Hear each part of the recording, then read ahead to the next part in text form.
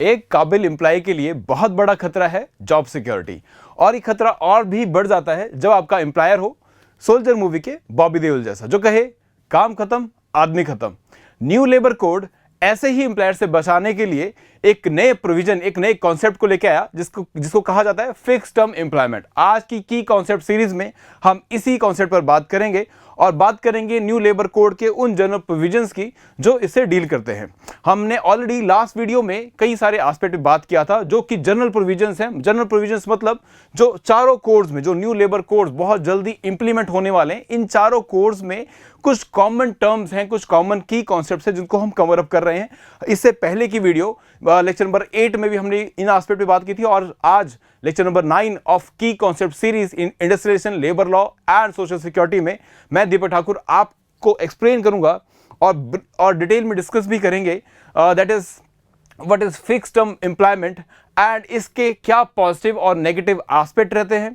इसको हम कंपेयर भी करेंगे विद द प्रेजेंट एक्ट, जैसे कि स्टैंडिंग ऑर्डर एक्ट ने इसमें क्या बोला, जैसे कि कॉन्ट्रैक्ट लेबर एक्ट इसमें क्या प्रोविजंस रखता है, एंड साथ ही न्यू लेबर कोड इसमें क्या नई चेंजेस लेके आने वाला है। इसको हम कंपैरेटिव टेबल में भी देखेंगे एंड में वीडियो के, और वो कंपैरेटिव टेबल आपके लिए बहुत इंपॉर्टेंट होने वाला है स्पेसिफिकली फॉर योर एग्जाम, जिसको हम टारगेट कर रहे हैं through our courses and through the series also, जिसमें कि हम दो मेन एग्जाम्स को फोकस कर रहे हैं। आपका एपीएफसी प्लस एओ के लिए, जो कि कंडक्ट करेगा यूपीएससी। ठीक है, तो हमने इन दोनों एग्जाम्स को फोकस करते हुए ये सारी की कॉन्सेप्ट की सीरीज चलाई है ताकि आप जुड़े रहें और समझ सकें इन सभी की कॉन्सेप्ट्स के लिए, कॉन्सेप्ट्स को डिटेल में। नाउ फिक्स टर्म एम्प्लॉयमेंट होता क्या है? देखिए, दो तरह के जनरली हमें एम्प्लॉयमेंट पता है। एक एम्प्लॉयमेंट परमानेंट एम्प्लॉयमेंट, दूसरा कॉन्ट्रैक्ट एम्प्लॉयमेंट। परमानेंट एम्प्लॉयमेंट मतलब आपने वर्कर को हायर किया for the time till he retires, ठीक है, टिल ही रिटायर्स, और basically for a longer period of time. So एक तो ये है जहां पे वो अपनी एज के साथ ही रिटायर होकर जाने वाला है आपकी फैक्ट्री से, एस्टैब्लिशमेंट से या इंडस्ट्री से। दूसरा होता है आपका कॉन्ट्रैक्ट लेबर, जो किसी थर्ड पर्सन के थ्रू आपके पास आया, जैसे कि एक फैक्ट्री परमाइसिस में एक काम है ड्राइवर का। नाउ ये ड्राइवर आपने डायरेक्टली हायर नहीं किया, मतलब आपके ऑन रोल्स नहीं है, ये आपके ऑन रोल्स नहीं है, इसको आपने हायर किया है for specific purpose, on rolls, या फिर बोले आपके पे रोल पर नहीं है।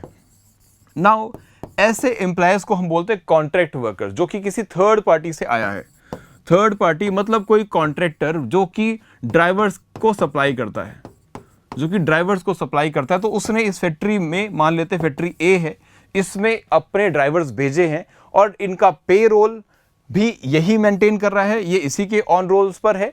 सो मतलब यहां पर इस फैक्ट्री में, फैक्ट्री ए में ये सिर्फ काम करता है, सैलरी, तनख्वाह, बेनिफिट सारे इसको कॉन्ट्रैक्ट जिसके साथ, जिस एजेंसी के साथ ये ड्राइवर जुड़ा हुआ है वहां से मिलता है। एम्प्लॉयर जो इस फैक्ट्री का है वो ऐसा कोई बेनिफिट इसको नहीं देता है। सो दो तरह के एम्प्लॉयमेंट तो हम जानते थे। ये तीसरी तरह का एम्प्लॉयमेंट है जिसको बोलते हैं फिक्स टर्म एम्प्लॉयमेंट। आप मान सकते हैं कि दोनों के बीच का एक रास्ता है, क्योंकि दो तरह के मसले रहे इसमें। एक मसला ये रहा कि एम्प्लॉयर कहता है कि मैं अगर अपने फैक्ट्री में कोई एक्सपेंशन करना चाहूं, फॉर एग्जाम्पल मैं अभी तक जो है मेरी फैक्ट्री में मैं कई सारे गारमेंट्स बनाता था, बट अभी मुझे रिक्वायरमेंट लग रही है कोविड की सिचुएशन देखते हुए कि मैं मास्क भी बनाऊं। अब ये मास्क बनाने के लिए मुझे एक्स्ट्रा वर्किंग हैंड्स चाहिए, तो मैं कुछ एक्स्ट्रा वर्कर्स को एम्प्लॉय करना चाहता हूं, बट मुझे पता है कि ये जो काम मैं करवाना चाह रहा हूं इसकी डिमांड लॉन्ग टर्म में नहीं रहने वाली है, ज़्यादा से ज़्यादा 1 साल 2 साल तक मैं इसको सस्टेन कर पाऊंगा, जो मास्क मैन्युफैक्चरिंग है वो कर पाऊंगा। सो फॉर दैट पीरियड वो इसे चाहता है कि मैं 3-4 साल के लिए एक एम्प्लॉय को हायर करूं। बट हमने अपनी की कॉन्सेप्ट सीरीज में अभी तक देखा था इंडस्ट्रियल डिस्प्यूट एक्ट, जिसमें सिचुएशन आती है कि अगर आपको बाद में एम्प्लॉय को ले ऑफ करना है, अगर आपको लगता है कि अब आपको जरूरत नहीं है इस एम्प्लॉय की, रिटेंचमेंट करना चाहते हैं या अदर वेज ऑफ टर्मिनेशन करना चाहते हैं, तो you need to take the permission from the government. अगर 300 से ज्यादा एम्प्लॉयज हैं as per the new labour code और 100 as per the old acts. Now अगर ऐसी सिचुएशन है तो एम्प्लॉयर जो है थोड़ा हेजिटेट करेगा, जो मालिक है थोड़ा हेजिटेट करेगा कि क्या मैं ऐसे वर्कर को रखूं या ना रखूं, या मैं ये अपॉर्चुनिटी या ये एक्सपेंशन अपनी फैक्ट्री में करूं या ना करूं, बिकॉज बाद में इस एम्प्लॉय को निकालना बहुत डिफिकल्ट हो जाएगा। सो इसमें दो तरह की प्रॉब्लम है। एक तो एम्प्लॉयर के लिए, one is the employer is having the problem that he may not or he will be hesitate to employ this individual, जो कि एक एम्प्लॉयमेंट जनरेशन का तरीका हो सकता था, एक एम्प्लॉयमेंट हो सकती थी यहाँ पे जनरेट, लेकिन जिससे वो घबरा रहा है।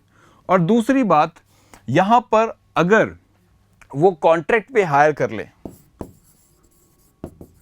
कॉन्ट्रैक्ट पर हायर कर ले, तो प्रॉब्लम इज दैट आप इसको निकालने के लिए यू विल बी अगेन, यहाँ पे जो हमारा एम्प्लॉई है उसके साथ प्रॉब्लम हो सकता है, बिकॉज फिर वहाँ पे उसको सोशल बेनिफिट्स नहीं मिलेंगे, कई सारे सोशल बेनिफिट जो आप, क्योंकि थर्ड पार्टी से आ रहा है, सो हो सकता है वो थर्ड पार्टी अपना बेनिफिट या अपना मार्जिन या अपना प्रॉफिट बढ़ाने के लिए इसको सोशल बेनिफिट बहुत कम दे। कैसे सोशल बेनिफिट? जैसे कि लीव्स, जैसे कि हॉलीडेज,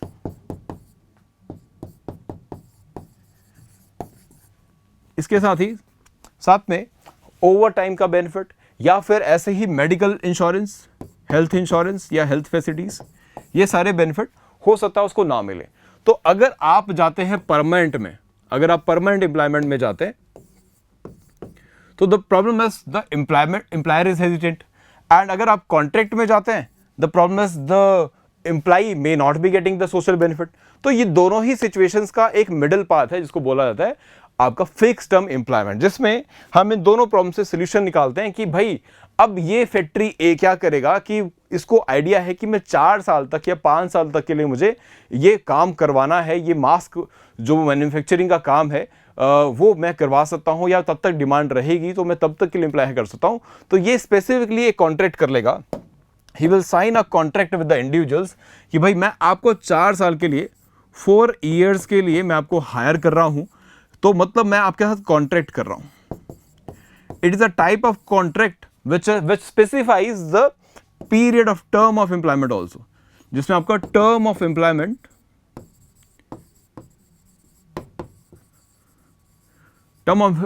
भी डिफाइंड है, कितना? 4 साल के लिए। सो 4 साल से पहले मैं आपको निकाल नहीं सकता, और साथ ही साथ 4 साल के बाद अगर मुझे लगेगा मुझे आपकी जरूरत है, मैं एक्सपेंड करना चाहता हूं या मैं कंटिन्यू करना चाहता हूं अपने काम को, तो मैं आपको हायर करूंगा, अदरवाइज नहीं।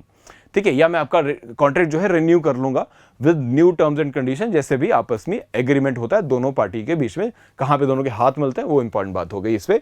नाउ इसमें एक और अच्छी बात ये है कि आपको इस फिक्स्ड एम्प्लॉयमेंट के साथ, मतलब 4 साल के लिए तो आपकी एम्प्लॉयमेंट फिक्स हो गई, और साथ ही साथ आपको एक बेनिफिट हुआ कि आपको जितने सोशल बेनिफिट किसी भी रेगुलर एम्प्लॉय को मिलते हैं, रेगुलर एम्प्लॉय या परमानेंट एम्प्लॉय को मिलते हैं, वो सारे बेनिफिट जो है वो कॉन्ट्रैक्ट एम्प्लॉय को ही मिलेंगे। यहां तक कि अगर आप 1 साल से ज्यादा तक काम कर चुके हैं किसी एम्प्लॉयर के साथ, तो आपको ग्रेच्युटी तक का बेनिफिट मिलता है। ग्रेच्युटी मतलब आपके एम्प्लॉयमेंट खत्म होने के बाद दिए जाने वाला गिफ्ट जो एम्प्लॉयर से आपको मिलता है, ठीक है, वो अमाउंट, वो पैसा, ठीक है। तो ये सारे बेनिफिट्स आपको मिल जाएंगे। तो मतलब दोनों ही तरह, दोनों का एक मिडल तरीका जिसमें दोनों को बेनिफिट हो जाए। अब एम्प्लॉयर हेजिटेंट नहीं है, वो 4 साल के लिए हायर कर सकता है आपको, तो उसको पता है 4 साल के बाद रिन्यू ना करने के लिए उसे किसी गवर्नमेंट को आंसर नहीं करना है। एम्प्लॉय भी खुश क्योंकि एम्प्लॉयमेंट मिल रहा है प्लस सोशल सिक्योरिटी बेनिफिट मिल रहे हैं, तो ये दोनों के लिए एक विन विन सिचुएशन है। इसी का नाम है फिक्स्ड टर्म एम्प्लॉयमेंट। अगर वर्डिंग की बात करूं तो वर्डिंग में refers to the workers employed for a fixed duration, as we have taken in our example 4 years, based on a contract signed between the worker and employer। तो इसमें खास बात क्या है कि एम्प्लॉय और एम्प्लॉयर दोनों के बीच में ही ये कॉन्ट्रैक्ट साइन कर लिया जाएगा। इसमें किसी थर्ड पार्टी की कोई गुंजाइश नहीं है। कोई थर्ड पार्टी मतलब कोई एजेंसी की कोई रिक्वायरमेंट नहीं है। ये एक इसके पॉजिटिव पॉइंट में भी है। सो लेट्स सी इसमें और क्या क्या बेनिफिट्स हैं, इसके और क्या क्या फायदे रहते हैं, ऐसा कॉन्ट्रैक्ट्स बनाने में एम्प्लॉय का क्या बेनिफिट रहता है। हम एम्प्लॉय की कॉन्टेक्स्ट में फोकस कर रहे हैं बिकॉज हमारा एग्जाम का जो टॉपिक है या टारगेट है वो है लेबर लॉस। तो लेबर के एसोसिएशन में हम देखने वाले हैं कि what are the benefits he is getting. So पहली बात अगर मैं करूं, सबसे पहला बेनिफिट जो है that is flexibility in hiring. अब ये जैसे मैंने बताया कि एक एम्प्लॉयर को फ्लेक्सिबिलिटी मिल गई हायरिंग के लिए कि भाई कितने टाइम पीरियड के लिए उसको एम्प्लॉय करना है वर्कर को, वो क्लियर हो गया। इससे उसको आगे आने वाला जो उसको प्रॉब्लम था वो रिजॉल्व हो गया, पहला बेनिफिट। दूसरा benefit that is contract are negotiated directly. Direct negotiation है, कोई बीच में मिडलमैन नहीं है, कोई एजेंसी नहीं है, कोई कॉन्ट्रैक्टर नहीं है। तो इसका बेनिफिट ये है कि जो कॉन्ट्रैक्टर मार्जिन ले जाते हैं उससे बचे, जो सोशल बेनिफिट जो आप देना चाहते हैं एम्प्लॉय के वो भी आ गए, और प्लस एक लॉयल्टी भी आपको मिल जाती है of the employ of this person, जिसको आप बाद में कॉन्ट्रैक्ट रिन्यू भी कर सकते हैं, या फिर अगर आपको अच्छा लगे तो आप इसको परमानेंटली हायर भी कर सकते हैं एम्प्लॉय को, किसी और डिपार्टमेंट में भी आप इसको भेज सकते हैं permanently. So that is the second benefit. And third is same benefit मिल जाएंगे जैसे मैंने बताया, दैट इज जो बेनिफिट आपको एज अ रेगुलर एम्प्लॉय मिल रहे थे वही बेनिफिट आपको यहां पर भी मिल जाएंगे जो परमानेंट एम्प्लॉय को मिलते हैं। सो that is also a benefit. ये सारे प्रोविजन, ये सारे एस्पेक्ट मैं आपको न्यू लेबर कोड के कॉन्टेक्स्ट से बता रहा हूँ। काफ़ी सारा पार्लियामेंट में भी इस पर डिस्कशन डिबेट्स हुए, और जो मिनिस्टर्स हैं, जो गवर्नमेंट ऑफिशियल्स हैं, उन्होंने भी काफ़ी क्लैरिटी दी। तो उसके बेसिस हमने निकाला कि ये सारे पॉजिटिव एस्पेक्ट इस पे हैं। Improve the condition of the temporary workers. So इसमें टेम्प्रेरी मतलब है तो टेम्प्रेरी एम्प्लॉयमेंट ही, 4 साल के लिए भी आप काम कर रहे हो तो भी आपकी है तो टेम्प्रेरी एम्प्लॉयमेंट, तो आपकी वर्किंग कंडीशन भी इंप्रूव हो जाती है। क्यों?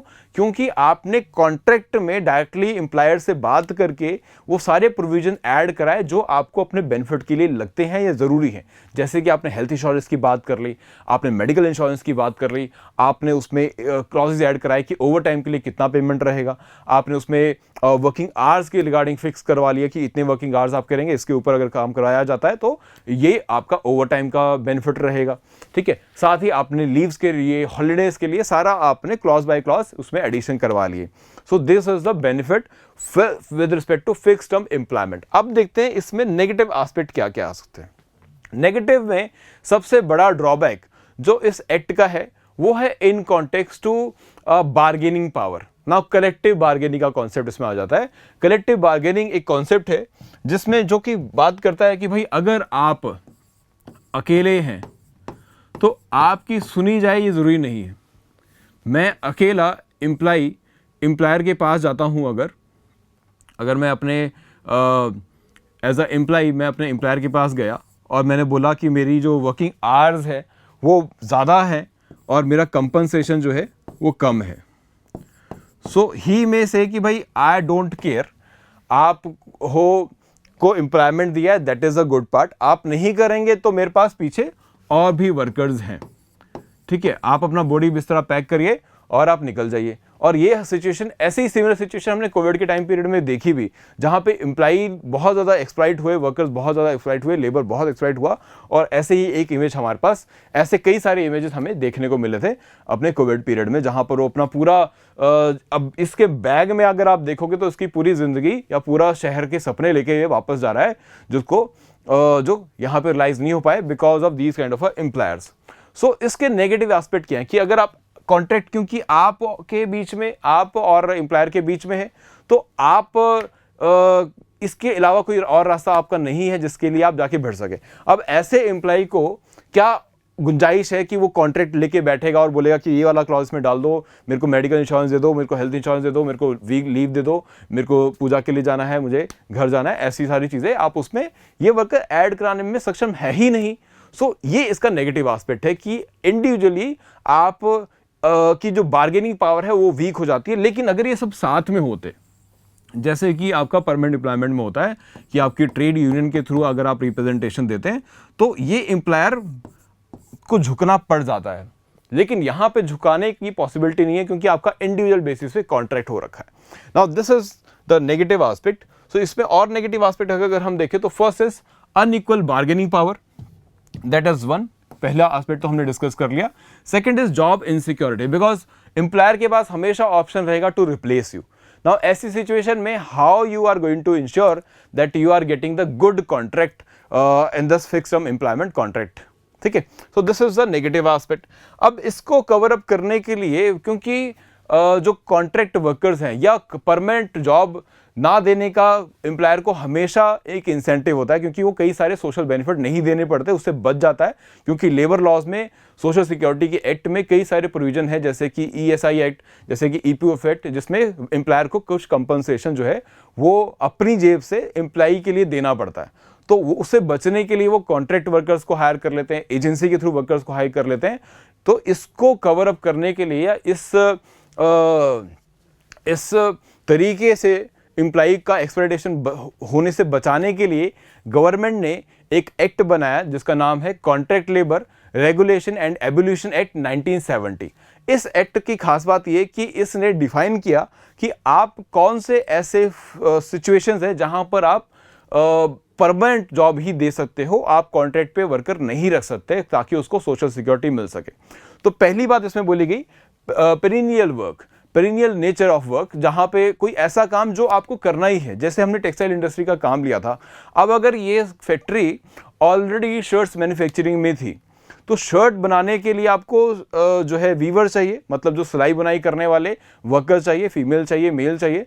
तो अगर ये बुनाई के ही काम में है और शर्ट ही बना रहे हैं, तो और ऐसे में आप बोलें कि नहीं, आप जो है यही सेम काम किसी और से करवाएं, किसी कॉन्ट्रैक्ट वर्कर से कराएं, तो वो अलाउड नहीं है, क्योंकि ये आपका बेसिक नेचर है आपके इंडस्ट्री का, आपकी फैक्ट्री का। क्योंकि आपकी फैक्ट्री शर्ट्स ही बनाती है, तो शर्ट बनाने के लिए आपको वीवर चाहिए, और वीवर अगर आप उसमें टेम्परेरी बेसिस पे लेके आ रहे हो तो दैट इज नॉट अलाउड। वो परमानेंट जॉब है और परमानेंट ही उसमें आपको एम्प्लॉयमेंट देना पड़ेगा, बिकॉज ये वीवर हमेशा काम आने, साल भर 2 साल बाद जब तक फैक्ट्री चलेगी, जब तक ये शर्ट बनाएंगे, तब तक आपको इस वर्कर की जरूरत पड़ेगी जो सिलाई बुनाई कर सके।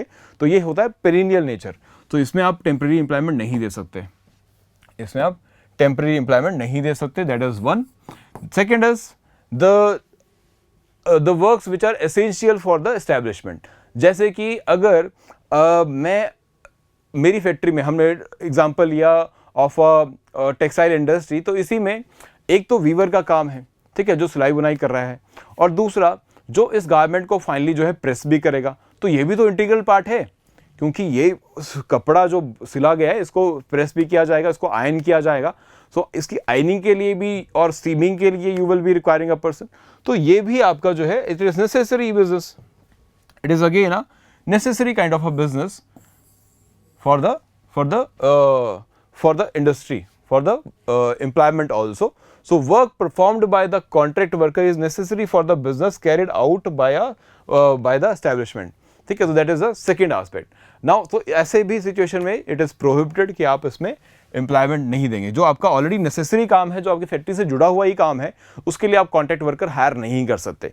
तीसरी बात दैट इज रेगुलर, जो आप काम करवा रहे हैं विद अ वर्कर। ये एग्जांपल मैंने ऑलरेडी दे दिया कि आप शर्ट बनवा रहे हैं एक परमानेंट एम्प्लॉय से भी, और आप यही शर्ट बनवा रहे हैं एक टेम्परेरी एम्प्लॉय से भी। तो मतलब टेम्परेरी एम्प्लॉय भी वही नेचर ऑफ जॉब कर रहा है जो परमानेंट कर रहा है। तो ऐसे में आप कॉन्ट्रैक्ट वर्कर हायर नहीं कर सकते, आपको उसको रेगुलर बेसिस पर ही हायर करना पड़ेगा या परमानेंट बेसिस पर ही हायर करना पड़ेगा। तो इस सिचुएशन में भी आप जो है contract labour regulation and abolition act जो है वो कहता है कि आप इन तीनों सिचुएशन में कॉन्ट्रैक्ट लेबर नहीं हायर कर सकते, आपको परमानेंट एम्प्लॉयमेंट ही देना पड़ेगा, रेगुलर एम्प्लॉयमेंट ही देना पड़ेगा।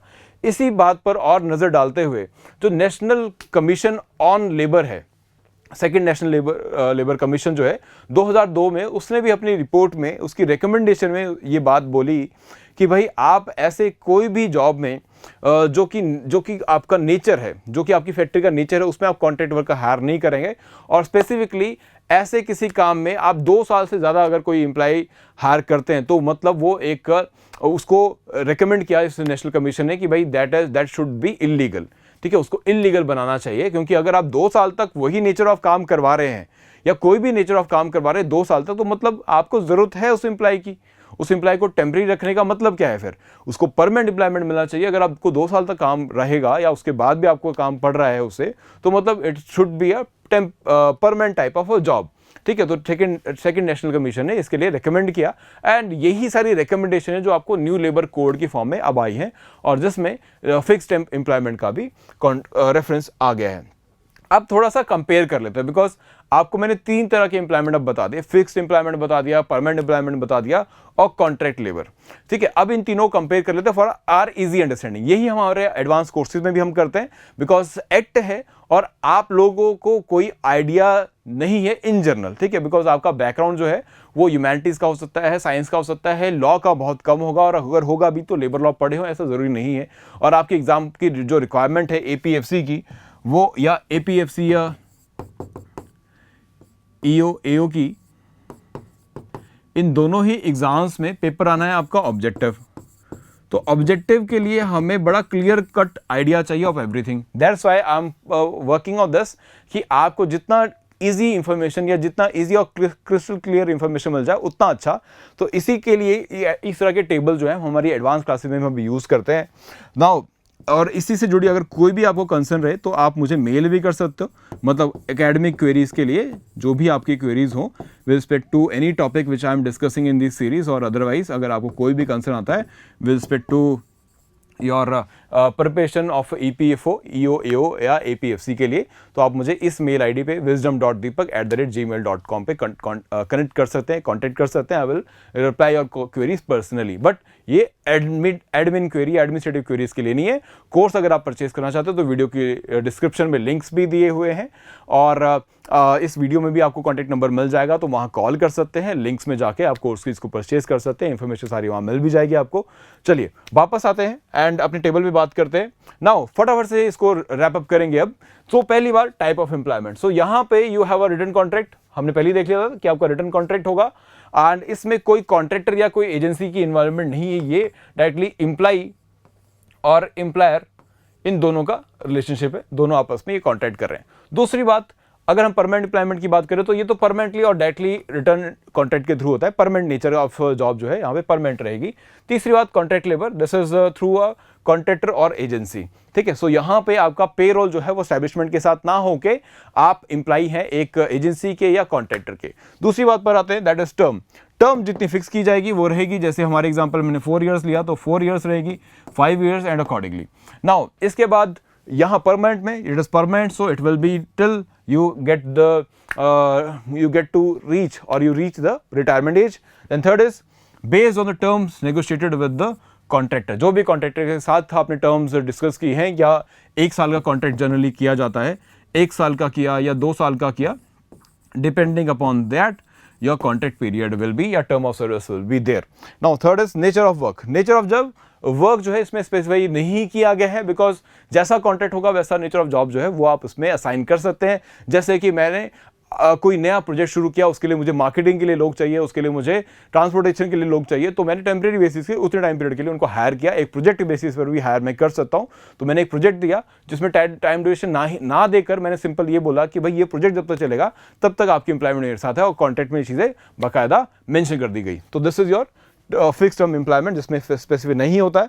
और परमानेंट में तो it is hard on for the routine और रेगुलर वर्क। तो जो भी नेचर ऑफ वर्क है एस्टैब्लिशमेंट का वो रूटीन वर्क रहेगा, तो उसमें आप एज इट इज इन्वॉल्व रहेंगे। इसके बाद है कॉन्ट्रैक्ट में, तो कॉन्ट्रैक्ट लेबर में तो it is been negotiated between the parties. जो दोनों पार्टीज हैं उसमें जो भी नेगोशिएशन होगा उसके बेसिस पर ही डिसाइड होगा कि आपका क्या क्या काम है और क्या क्या आपसे काम लिया जा सकता है। तो ये से सारे concept with respect to fixed term employment. It's a very probable question for the examination, तो इस टेबल को अच्छे से कवर अप करिएगा। मैं इस वीडियो का पीपीटी PDF जो है आपसे शेयर कर दूंगा हमारे टेलीग्राम चैनल पे, जिसके लिंक इस वीडियो के डिस्क्रिप्शन में दिए हुए हैं। नाउ अब बात कर लेते हैं कि आपको हम यूपीएससी की प्रिपरेशन में या EPFO के इस पूरे एग्जाम की प्रिपरेशन में किस तरह से हेल्प कर रहे हैं। हमारे ऑलरेडी यूट्यूब पे प्लेलिस्ट पड़ी हुई है। अगर आप किसी रीज़न से लेक्चर्स को जो अफोर्ड नहीं कर पा रहे या कोर्सेज को अफोर्ड नहीं कर पा रहे, तो प्लेलिस्ट है, you can prepare from there. थोड़ा सा अपडेट करना पड़ेगा आपको अपने एंड पे, बिकॉज 2 साल पहले की फ्री सीरीज थी हमारी। हैंड आउट ये क्लास कोर्स के साथ मिलता है। और अगर आप चाहते हैं कि ये सब कुछ मैं दीपक ठाकुर आपको क्लासेस में करवाऊं, तो आप हमारा एडवांस कोर्स ले सकते हैं, जिसमें लाइव क्लासेस ऑलरेडी आज से शुरू हो चुकी हैं। आज से इंडस्ट्रियलाइजेशन लेबर लॉ में मेरा मॉड्यूल जो है शुरू हो चुका है। सो अकाउंटिंग ऑलरेडी उसमें चल रहा है। So now you can come and join this course and be and interact with me live in the class. ठीक है, तो ये सारे टॉपिक्स को हम डिटेल में कवर करेंगे अपने इस कोर्स में। अगर आप चाहते हो कि इंडस्ट्रियलाइजेशन, लेबर लॉ और अकाउंटिंग का ही कोर्स आपने परचेज करना है तो you can go for this. Otherwise अगर आपको लगता है कि आपकी प्रिपरेशन में किसी भी तरह की कमी है और फुल कोर्स की आपको रिक्वायरमेंट है तो आप हमारा फुल कोर्स भी परचेज कर सकते हैं। दोनों के लिंक इस वीडियो के डिस्क्रिप्शन में आपको मिल जाएंगे। This is Deepak signing off for now.